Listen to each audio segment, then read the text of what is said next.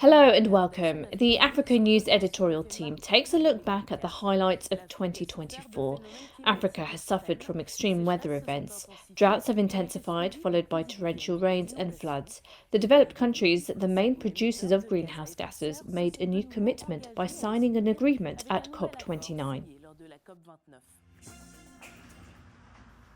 Although the African continent releases the least greenhouse gases, these countries are among the most vulnerable to the consequence of climate change.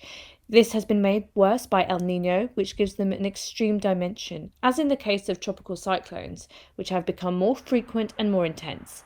In January, Hurricane Bilal hit Mauritius, causing considerable damage. Thousands of people were left without electricity.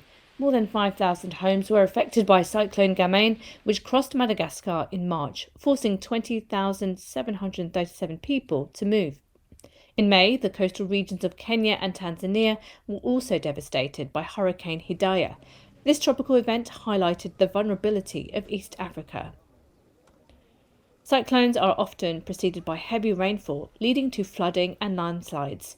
This year, Kenya, and especially the Democratic Republic of Congo, already in the grip of conflict in its eastern region, were the scene of torrents that destroyed roads and homes.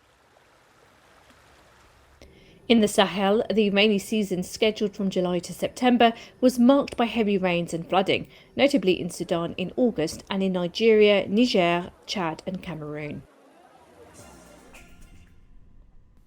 2024 is the first year above the 1.5 degrees Celsius warming threshold, according to the latest report from the Climate Change Department of the European Observatory Copernicus, published on the 9th of December. It reports that the average temperature recorded since January shows an anomaly of 0.14 degrees Celsius compared with the same period last year. In Zambia, the rainy season, scheduled to run from October to March, ended in January. Extreme heat leads to long periods of drought, affecting not only food security but also energy production. In South Sudan, where the mercury reached 45 degrees, the government had to close schools for the first time due to a heat wave. These significant changes in weather patterns are having a severe impact on agriculture, in which 70% of southern Africa's population depend for their livelihood. The region has experienced severe drought conditions, plunging millions of people into hunger. For these reasons, Lesotho, Malawi, Namibia, Zambia and Zimbabwe declared their nation's hunger crisis a national disaster last October. The WFP estimates that some 21 million children in southern Africa are currently malnourished as a result of crop failure. African countries lose an average of 2 to 5% of their GDP in dealing with extreme weather events.